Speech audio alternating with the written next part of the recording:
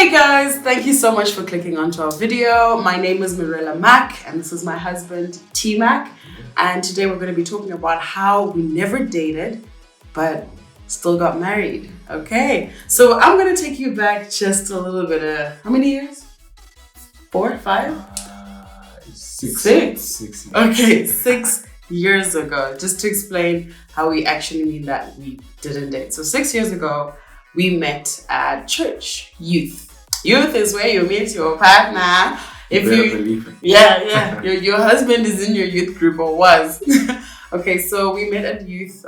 We got to work together on various projects and got to be friends, right? And towards the end of the year, there was that get together vibe, that whole dinner that happened, and he was really helpful that day because we planned it together. Chivalry is not there. Oh yeah. He was just all over the place. It was like a group of us who put this event together, and towards the end, it was tear down time, the worst. That's when everybody runs away. Literally everyone was gone. Just me and her, maybe a couple others. Yeah, I don't remember anyone else. And we're packing stuff into the car I was driving, and midway he walks up and he was like, "Hey man, you and me." And I was like, "You could do great things." I was like, "No." I don't remember how did I break it down? I did say no, but I don't remember how I said no. It didn't feel like a no. Nor did it sound like a no. So she's packing stuff up. She's right by her car and she's putting stuff into the boot and everything. I woke up to her and I'm like, "Hey, what's up?" And with her, I just always had a thing where I'd wear my heart on my sleeve, but also have an umbrella alongside it because I wasn't sure how she's going to take it. Yeah. Every time I'd approach her, I'll be very, very cautious about it. And so I woke up to her and I'm like, "Hey, listen, babes." I didn't say babes, I said mims. Yeah, that was not going to work. And we pause. Yeah. Oh, she's perfect, my wife. Never makes any mistakes. But this is the same person that walks around our house every day going, "Call my phone. Can you call my phone?" I don't know where my phone is. Can you? And I'm back. I forgot my ring. Madness. That's something that happens when you're married, you're at home. Most of the time. I'm not going to be wearing my ring at home. So it's a pretty one. I'm sorry. I apologize. No problem at all. Now back to the story. All right. Right, so she's by the car and I woke up to her. I'm like, "Hey, mims, what's up?" So I'm back again. Because I think I had been hinting to her that I kind of liked her. I had a crush on her. I had been hinting, but not very directly. And so I kind of hoped she got my vibe. So I walked up to her and I was like, "Hey, mims, you and I could be something, right? We could make this happen, whatever." And then she looks at me and she's like, "Hey, listen, dude, this is not going to work." And I think she mentioned something to the effect of, "I'm not ready to be in a relationship right now. I just got it or something. So I just want to breathe," type of thing. I was like, "Okay, cool." So I took it very jokingly because I didn't want to make it awkward or too serious that I would feel pain from the whole experience. So I just walked off and I was like, "Yeah, cool. Well, you need any help?" And we carry your own shit. Carry your own chairs. You get into your car and leave. No, so I had come out of a interestingly intricate and horrible relationship. And so him coming to me and I think I told myself I'm done with men. I looked at him and I'm like, another one of you. I'm not doing this. But like he said, I did say it nicely. Yeah. And fast forward 2017, church camp. Youth. Our youth was really amazing. Sorry if you didn't have an amazing youth. We had a bomb. You need to give it a shot. Man, it was amazing. So we went to this youth camp, Kariba. Hey? Yeah. It was really nice, beautiful trip, and it's some games where they give you a break, no more activities. You guys can just do games and chill together. And he decides, this is the perfect time for me to ask this girl again in front of everybody. Yeah, and that was almost a year later. Hey? About 10 months later. Exactly. Yeah. He did it in a joking manner. Not so joking, but he held my hands and everyone was like, "Ooh." And he was like, "Yes." I went out on a limb. Yeah, and I said, "Yes." Okay? Yes. Not to crush him in front of people. Yeah. We went outside and I was like, "Bruh, what the hell, man?" What was that? What was that? Don't do that again. But we did not actually get into a relationship. Fast forward 2018. Nothing really happened in 2018. You were like traveling, you were working in South Africa and stuff. And I was living my best life. Okay. I was living the best single life. I graduated. That was 2017. I graduated. 2018. Yo, I was out and about on the streets with my best friend. And these streets, guys. I moved out of my parents' house. I had my own apartment shared with my best friend. Yo, that's like a story for another video. I had an amazing single life. I will not lie to you. I had all the fun that could be had. 2019, my first memory of 2019 was I was in a situationship, as you guys know it. And I remember the guy had 2 toothbrushes in his bathroom. Man, it was like in the morning. I called him.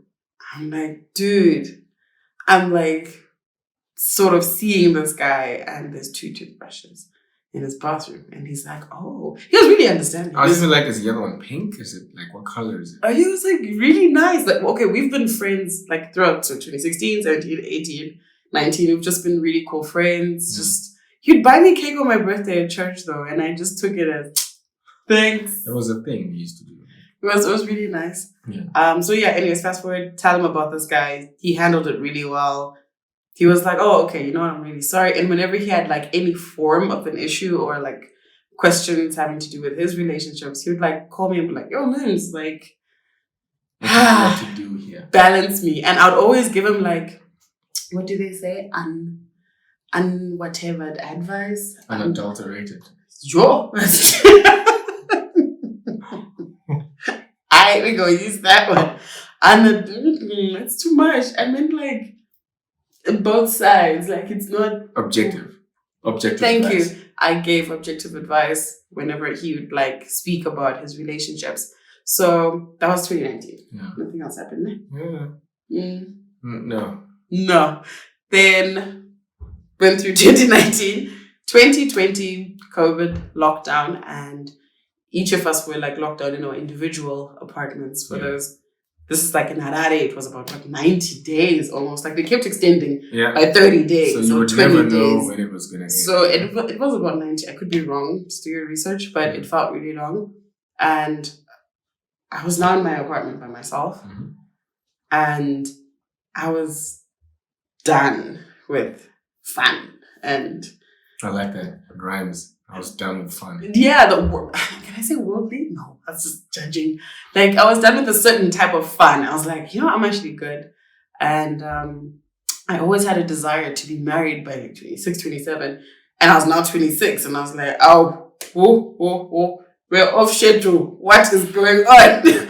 I wasn't happy. I was like, okay, I actually do want marriage. And I had a great conversation with a best friend. And she was like, God says the man must marry the wife of his youth, you know. We're meant to be getting married young, man. These kids need to be raised by people with energy and all. Yes. This is not me judging anyone who gets married after 30. That's you, please. But this was something that mattered to me. Mm-hmm. And I was like, I really want to be a young mom. I really want to get married young. And yeah, I'm good. Like, what else do I really want to do? And anyways, I was really getting used to my independence. And I didn't want to become like harder to be married to, you know. I didn't want to become. I know myself. With money, you can't touch me. With things, you can't. You could not tame me. I was bad enough with my $2. Like, what more if I was earning more, you know? Yeah. So I was like, I don't want to continue building by myself, right? Essentially. Mm-hmm. And I prayed about it. I went into a serious, deep season of praying and fasting. I was home alone. I had no one to please. If you see a fly on the video, guys, sorry, it is hot. It is summer. It is. It's horrible. I hate these things. So anyways, like praying and fasting. And I remember my prayer was, God, whoever's not right for me, remove him. And then there was an exodus. All the people I used to talk to on my WhatsApp were gone. Anyone I ever thought I could talk to was gone. And I was like, thanks to COVID. I was like, what the heck? Be really careful about what you pray for because God does answer. So on a global scale. Oh man, I'm telling you, everyone was gone. Like people on Instagram, like any of like, hello, hey, how's the COVID where you are? No one was responding. And I was like, okay, great. So I'm asking God for this one specific person to come through. How was like your 90 days? Like, was it as intense as mine? Probably not. Because I mean, I also just, gotten out of something. And I was now just a bit like, I guess we'll wait it out and see how it goes. But I was always in touch with you, like it's not like we were out of touch or anything. No, Yeah. cool. I used to always call you and say, hey, listen, this is what's going on in my life. Yeah. I have no food in the house. Yeah. I'm going to go out now with a mask and 2 sweaters on because I don't know what this thing looks like. Yeah. Then I remember the day I got my car. She was the first person I wanted to show my car. So I was like, okay. It was really weird. It was like, hey, mom's like, oh my God. I'm like, bring it over. It was the middle of lockdown. So you couldn't really do much outside certain hours. So I had to pack as much as I could in the day. So I drove, went to her place and chilled for a little bit. Yeah. I was like, hey, what's up? This is my car. And so we sort of started to reconnect on a more regular basis. Because then, the fact that we did stay in touch didn't mean that we spoke every day. It was just like every now and again. And so it's in the middle of COVID. And then things were only starting to sort of open up. Yeah. And because of your clients that you were servicing at the time, you needed more of what I do to help you service your clients. And so, she would reach out and say, hey, listen, I've got a job. Let's work on this together and whatnot. And so on one day, I think we met up, went to see a client. Everything was great. Then I went to work at her house because I didn't have Eskom did his thing. Well, Zessa did his thing. Look at you grabbing other people's problems. Electricity is the same everywhere. Yeah. But so there was no Zessa. And so I went to her apartment during the day to work on this project. So while I was there, I was just being me, like I know this chick, if she could just see me, if you could just see me. But anyway. And indeed I saw. So that day, so just like background, the reason why I kept saying no is because I didn't see him in that way. Also, he was not what I was looking for. I was looking for fun. I was looking for club. I was looking for, woo! And he was like stable. He was showing me that he's serious and ready to take me next level. And I was like, nah, I'm not ready for that. And so now he's in my house and we start talking. And like it started clicking and I was like, oh man, he's been here all along. And I think shortly after that, we started seeing each other a bit more frequently. We messaged a lot. Voice notes, iMessage, whatever you call it, whatever platform it was, email. We were just weird about it. We'd be like, how about here? Will you see me here? How about over there? And since I had said no to him a couple of times, I now had to prove to him that this is very possible. So I would invite him over for dinner. I don't cook for I never cook for a guy. Don't like cooking for men. I'm not about to be serious with. You'll come fed or you're going to have water. That was my thing. If you came to my house, I'd look at you. I would starve until you left and then make my food. I'd never cook for a guy. No, I didn't want to unless I was like serious. So he's like there and I'm like, okay, so how am I going to show him? And I was like, boom, boom, boom, make salsa. Oh yeah, she made salsa. Yeah. I remember I was at the office that day and she's like, hey, would you like to come over for some salsa? I was like, sure, Yeah. And I sped to her apartment. Dude, it was the hardest salsa I had to ever make. I was like, what if, and I didn't have enough milling. It was so little. I was like, what if I screw this batch up? Oh my God. I was praying the whole time. Yeah. And don't worry, the sour was slapping. I haven't made good salad like that since. I haven't. And so he came for sour, we chilled. And each time I kept showing him, I kept affirming him, I kept showing him that I'm interested. But the one thing he did to affirm himself was show up to my apartment without letting me know. Which I was like, that's really courageous of you, man. Yeah, I had to assert my dominance, How do you go to some chick's apartment without letting her know? What if, there's another person? That would have been God working on my behalf. See, I told you why you should. Oh my God. He knocked on the door. I remember I was sitting in my living room. I'd cleaned up the house. I was really chilled. I think I was watching Netflix or something. Mm-hmm. Working from home. I was done with my clients. And I knock on the door. And I was like, okay. And I was talking to him. And I opened the door and he's there. And I'm like, oh. Whoa. The test of all tests. What the hell, man? And yeah, he came in and he got me dinner and everything. So like he brought it home, we ate together and he left. And like from there, we started seeing each other more frequently. We worked more like together and finding more clients together. And sometime later into the relationship, my house got broken into. And Night and Shining Armor was there. We'd gone out for like a meeting, came back, got some dinner, get back to my place. It's broken into, it's trashed, but they didn't take any large objects, just like money and other small things. I keep finding, I'm like, oh, this is gone. Yeah. And he was there and he's like, oh, are you okay? And I was like, oh, I can't spend another night here. And he goes, come to my place. Of course. I was like I said at the beginning, chivalry is not dead. Oh my gosh. I was like, okay. I packed my bag for a month. I packed my bag and we went over to his place. I got my door redone and everything, but I never went back to my apartment. I just started sneaking more things into his house, right? It just became 1 week. 2 weeks, 3 weeks, around about the 4th week. Because during this time we were working together. There was no hanky-panky, there was no nonsense involved. We were working together, discussing finances, planning a wedding. Because now we're like, this is serious. And I think shortly after that, we sought out a prayer partner, someone who could guide us. And they were like, this little arrangement you have, that's nonsense. Break it up now. Yeah. What are you doing? And the advice he gave to me as a female was, you are giving him wife benefits on a girlfriend package? No. He needs to upgrade his subscription first. Yeah, pay in full.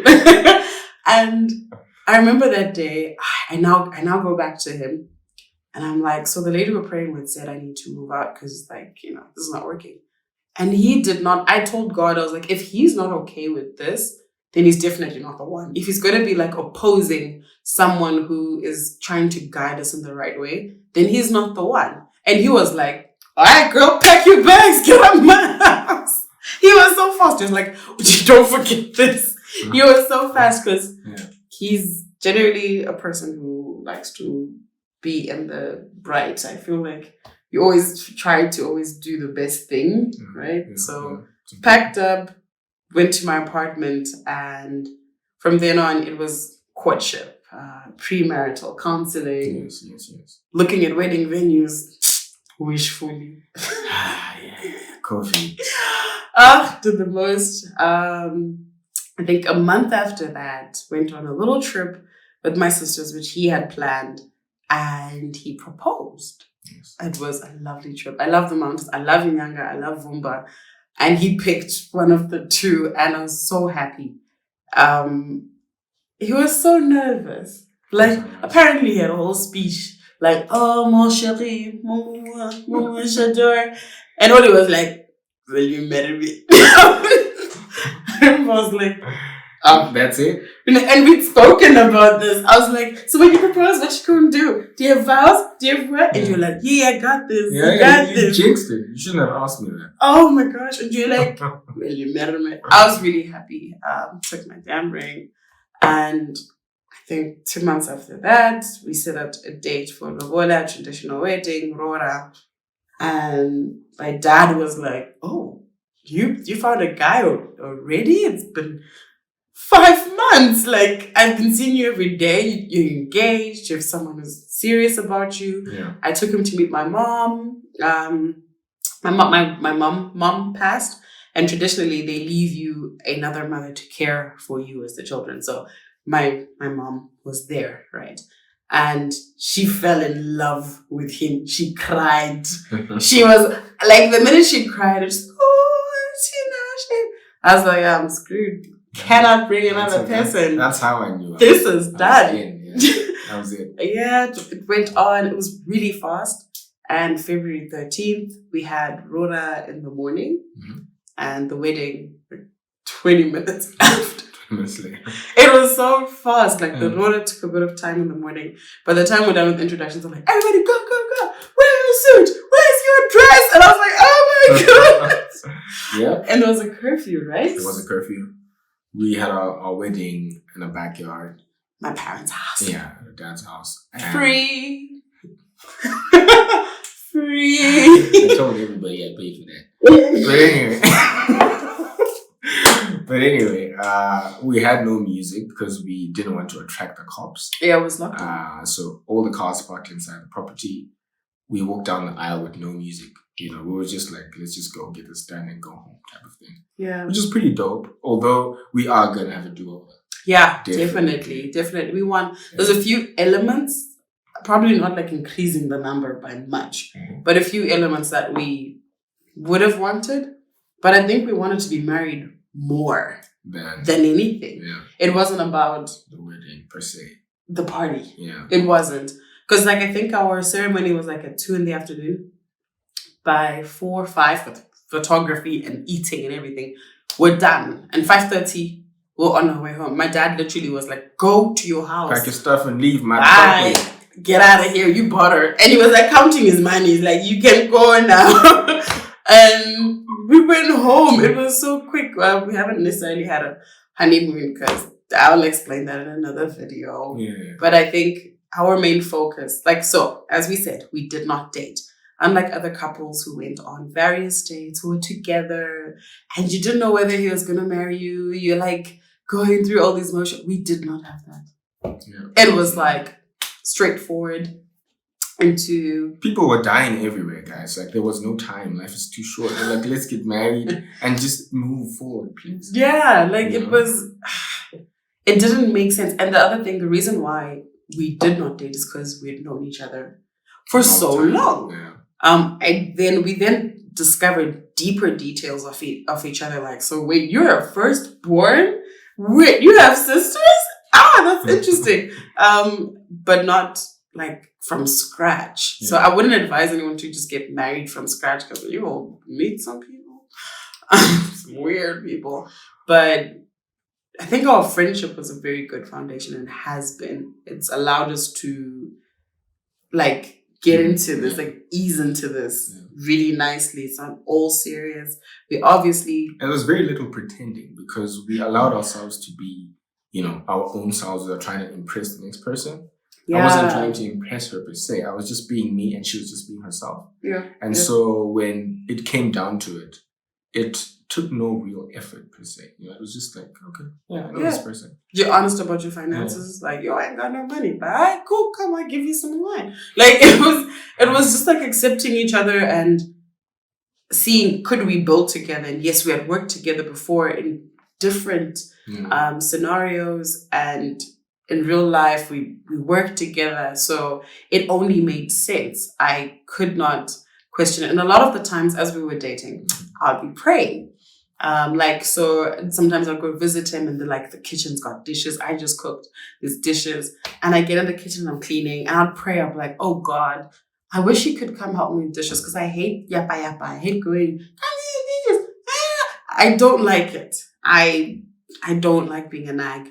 I want him to want to do the dishes. Nobody wants to, but I want him to want to. And I remember I'd pray, I'm like, oh God, I wish this man would come do the dishes. And like in under 2 minutes, you'd be like, hey, babe, let me take over that. And I was like, oh, thank you, Jesus.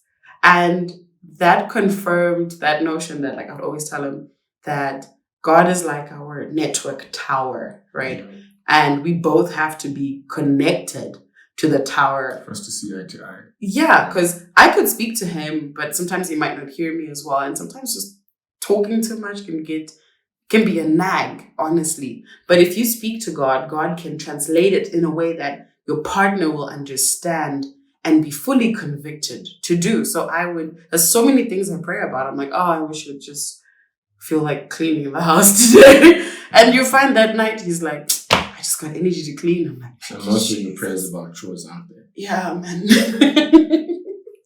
So yeah, that's my encouragement to anybody who is in the courtship phase, looking to get into the courtship phase.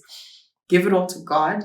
And I think friendship is the best place to start. Yep. You have very little problems moving forward or transcending from friendship to marriage. It's the easiest way, the easiest path. Yeah.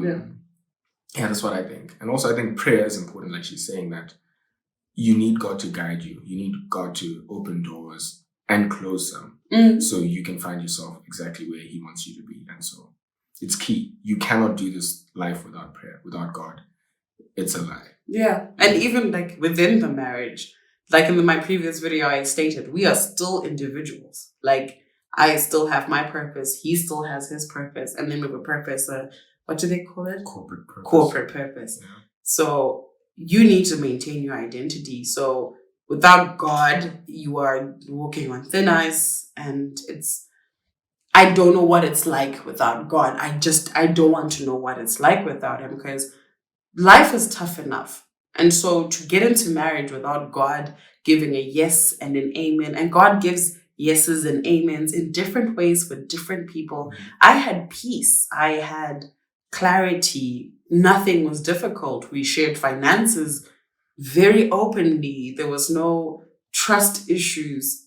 A lot of things that we had each experienced in previous relationships that we did not like, we found in each other, and we're like, oh, okay, so it doesn't actually, it's not that bad. Yeah. You know, God can actually. Because at some point you start to believe, especially if you've been around the block enough times and you're not getting, good feedback or good results, you start to think that these ideals don't exist, or that it's too idealistic to wish for someone who is honest, who is faithful, who is truthful. Yeah. And you start to just take whatever comes, Yeah. But when God grants you that and you see that, oh, wow, this thing is real. Yeah, I think you start to appreciate it even more. Yeah, I think, so definitely put God first, put your friendship there, and open up your eyes, ladies and gentlemen. Yeah. Marriage is not for Instagram. It's not for YouTube. It's not for the streets. It's not to look good. It's not just to be wearing a ring. It's so much more than that. And I feel that's what people need to focus on before just jumping into it. If you want a wedding, throw yourself a party. I say this to a lot of girls. Like, I want to get married. I'm like, do you want to get married, or do you want to wear a white dress and look cute and everybody celebrates you and have your makeup done by Audrey and your hair done by Alan? Like, is that what you want? Or do you want, like, would you get married without the big wedding? Would you marry the guy you're with without the frills? If you were just to go to court and sign papers and nobody ever saw it. Clandestine operations. Who? Clandestine. Yes. If you were just to go to court and nobody ever saw it, nothing was IG worthy, would you marry that person? Because honestly, that's what happened with us. We had a great photographer, thank God. But everything else was below what we really wanted at our wedding. But we wanted to be together and married and to start life together more, right? Yeah. And it wasn't lust. No. Lust also should not lead you into, because like after the sex, we're back to, okay, did you pay the invoice? Oof, did you pay rent? Yeah. That lady called. How far? Who's this on your phone? Why is this person calling you? Where were you?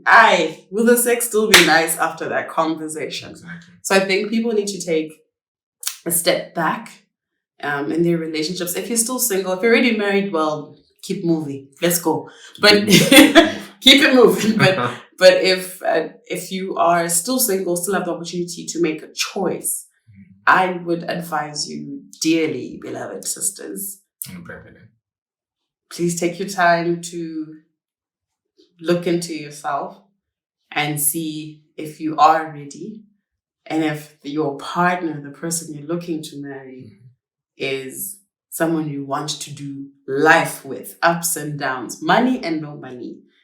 Could you be with this person with no money? Like with no, that booty, if that booty were to go, or that flat stomach, like all these things, would you still be with that person?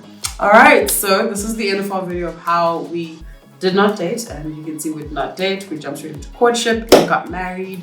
Thank you so much. If you guys have any questions, any comments, negative or positive, bring it on. Such is life, okay? Yeah, let's leave But it. just vibe check, please, in the comments. Keep it nice. Yep. Thank you so much. Stay blessed. See you in the next video.